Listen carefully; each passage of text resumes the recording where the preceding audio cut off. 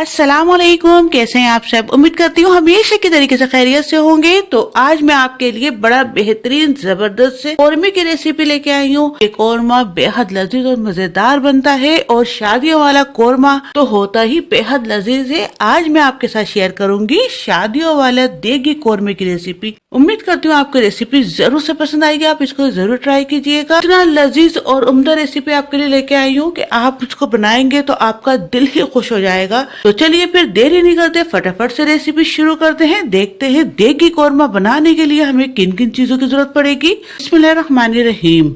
सबसे पहले हम गोश्त को मैरिनेट कर लेते हैं। यहाँ पर हमने 1 किलो बीफ का हड्डी वाला गोश्त लिया है। आप चाहें तो बगैर हड्डी का गोश्त भी ले सकते हैं, लेकिन हड्डी से थोड़ा सा टेस्ट और जायका आता है, इसलिए यहाँ पर हमने हड्डी वाला गोश्त लिया है। आप चाहें तो इसकी जगह पर मटन भी ले सकते हैं। अब हम इसमें कुछ मसाले शामिल कर लेते हैं। यहाँ पर हमने 12 से 15 गोल काली मिर्च ली है, 10 से 12 लौंग है, 2 बड़ी इलायची है, 6 से 7 हरी इलायची है, 2 से 3 तेज पत्ते हैं, 1 चमचा जीरा है, ये शामिल कर लेते हैं। अब इसके अंदर हम कुछ खुशक मसाले शामिल करेंगे। 1 चमचा यहाँ पर हमने लाल मिर्च का पाउडर लिया है, ये डाल लेते हैं। मिर्च आप अपने टेस्ट के हिसाब से कम या बढ़ती कर सकते हैं। 1 चमचा धनिया पाउडर है, ये शामिल कर लेते हैं। आधा छोटा चमचा यहाँ पर हमने हल्दी पाउडर लिया है, ये डाल लेते हैं। 1 चमचा नमक है, नमक भी आप अपने टेस्ट के अकॉर्डिंग कम या बढ़ती कर सकते हैं। 1 चमचा यहाँ पर हमने कौरमे में कलर लाने के लिए कश्मीरी लाल मिर्च पाउडर लिया है, ये डाल लेते हैं। से बेहद जबरदस्त सा कलर आएगा हमारे कौरमे के अंदर। इसमें ज्यादा तीखापन नहीं होता, लेकिन कलर बड़ा जबरदस्त आता है। अब हमने जितने भी मसाले हैं गोश्त में बहुत अच्छे से मिक्स कर लेने हैं। मिक्स करने के बाद इसको हम 15 से 20 मिनट के लिए छोड़ देंगे, ताकि जितने भी मसाले हैं वो गोश्त में बहुत अच्छी तरीके से जज्ब हो जाए, मिल जाए। इससे फ्लेवर बहुत जबरदस्त सा आएगा। आप देख सकते हैं ये बहुत अच्छे से मिक्स हो चुके हैं। अब हमने इसको 15 से 20 मिनट के लिए इसी तरीके से छोड़ देना है। तब तक हम दूसरा काम कर लेते हैं। यहाँ पर हमने 1 पाव यानी कि 250 ग्राम घी लिया है, ये डाल लेते हैं। आप चाहें तो घी की जगह पर ऑयल का भी यूज कर सकते हैं, आपकी अपनी मर्जी है, लेकिन घी से फ्लेवर बहुत जबरदस्त आता है, इसलिए यहाँ पर हमने घी लिया है। घी अच्छे से मेल्ट हो चुका है। अब इसके अंदर प्याज शामिल कर रहे हैं। यहाँ पर हमने 3 बड़े साइज की प्याज ली थी, इसको हमने स्लाइसिस में कट कर लिया। अगर ग्राम में देखें तो 250 ग्राम हमारे पास ये प्याज थी, ये हमने डाल दी।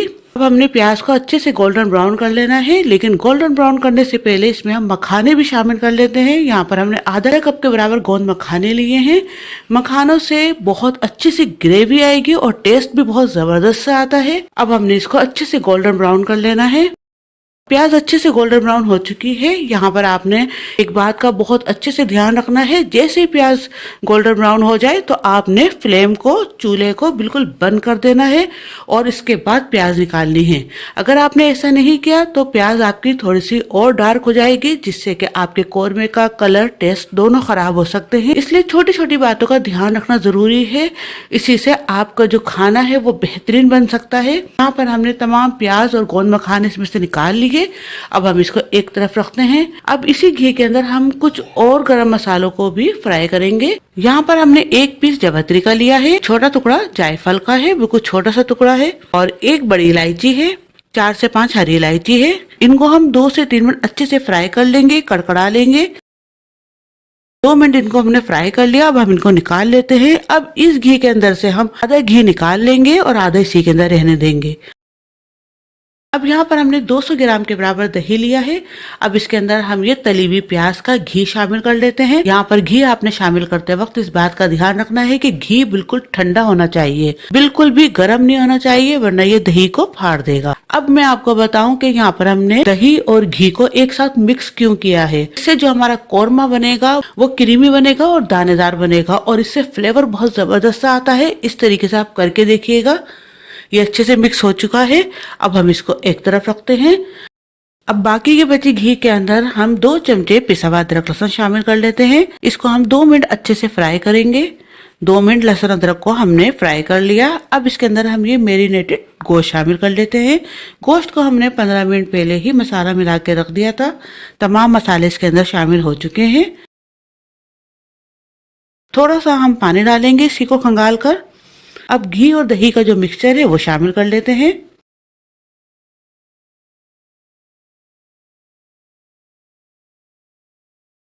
एक छोटा टुकड़ा यहाँ पर हमने अदरक का लिया था, उसको हमने लंबे लंबे पीसेज में कट कर लिया, ये शामिल कर लेते हैं।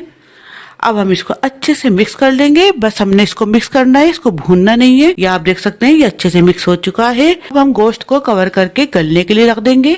यहाँ पर हमने पानी वगैरह का बिल्कुल भी यूज नहीं करना, हम बिना पानी के ही गोश्त को पकाएंगे। इसी से जो हमारा कोरमा है वो बहुत जबरदस्त सा बनेगा। अगर आप चाहें तो पानी इसमें शामिल कर सकते हैं, लेकिन मैं जिस तरीके से कोरमा बनाती हूँ उसी तरीके से बना रही हूँ। बगैर पानी के ही भाप के अंदर इसको हम पकाएंगे, क्योंकि अभी जो गोश्त है भी पानी छोड़ेगा और दही का भी अपना पानी होता है। इसी पानी में भाप के अंदर हमारा ये जो कोरमा है वो बन के तैयार होगा। तो हम फ्लेम को स्लो पे रखकर इसको कवर करके 45 से 50 मिनट के लिए रख देंगे। अब जब तक हमारे ये गोश्त गल रहा है हम दूसरा काम कर लेते हैं। अब यहाँ पर फ्राई प्याज और मखानों को हम अच्छे से इमाम दस्ते में कूट लेंगे।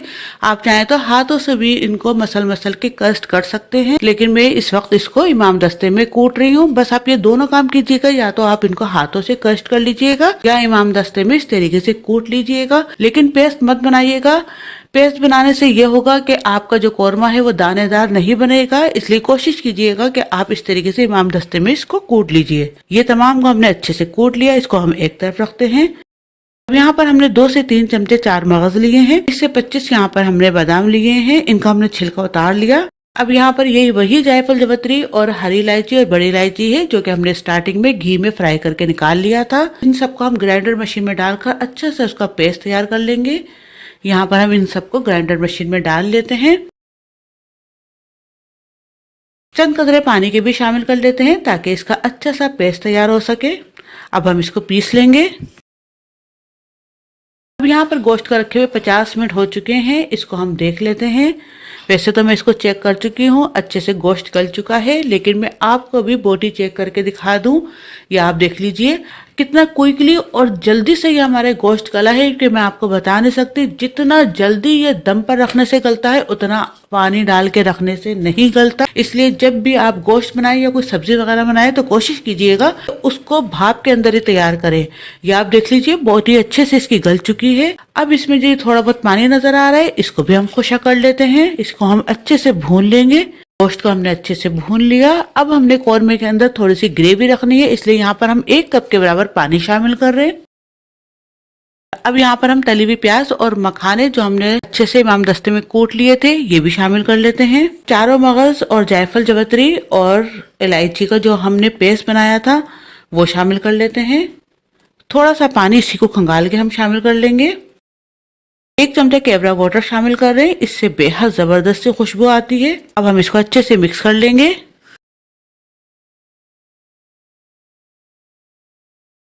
ये मिक्स हो चुका।